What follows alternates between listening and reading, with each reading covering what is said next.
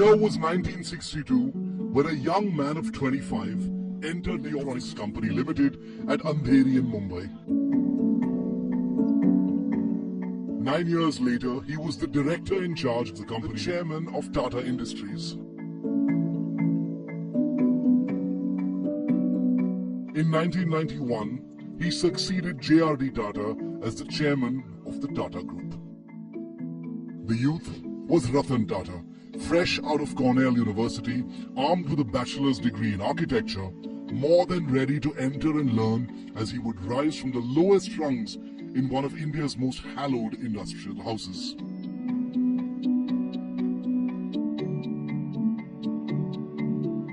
Today, Tata's contribution to India's largest conglomerate and to the nation's economy was second to none. He was on a pedestal very few industrialists in the country were able to climb. Though he had the magic surname, young Ratan had a tough act to follow, that of his predecessors Jamsetji Tata, Dorab Tata, and finally the iconic J.R.D.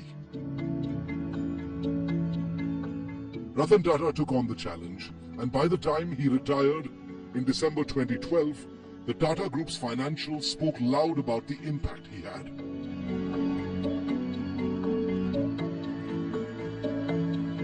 During his tenure, the group's revenues grew manifold, totaling over $100 billion in 2011-2012. Been recognized all over the world as an enterprising country.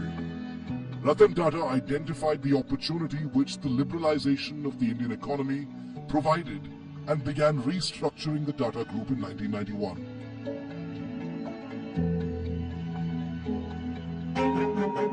Under his leadership, the group acquired high-profile international brands like Tetley Tea, Daewoo, Chorus Steel and Jaguar Land Rover.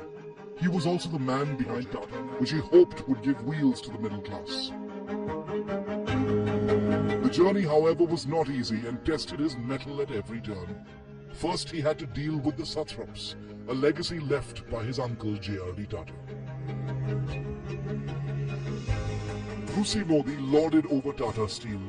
Darbari Seth was the final voice, Akbar was the force behind Indian hotels, and Nani Palkhiwala was the man behind ACC. Each considered these companies their fiefdoms and looked at Ratan Tata as another outsider they had to deal with.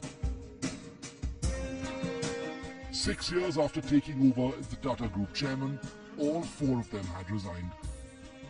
Ratan also wielded the broom on several companies. He exited cement, textiles and cosmetics and focused his energies on software, telecom, finance and retail.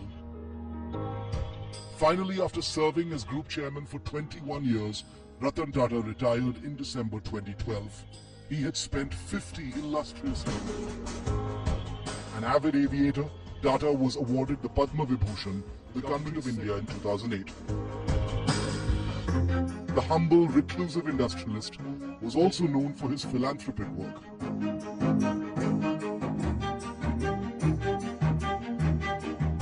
Till his death, he served as the chairman of the Tata Trusts, which are amongst India's oldest non-sectarian philanthropic organizations that work in several areas of community development. The proudest moment for him, perhaps, in recent years was bringing Air India back home to the Tata fold, and while he aimed to touch the skies, his other love was dogs. Strays all day long.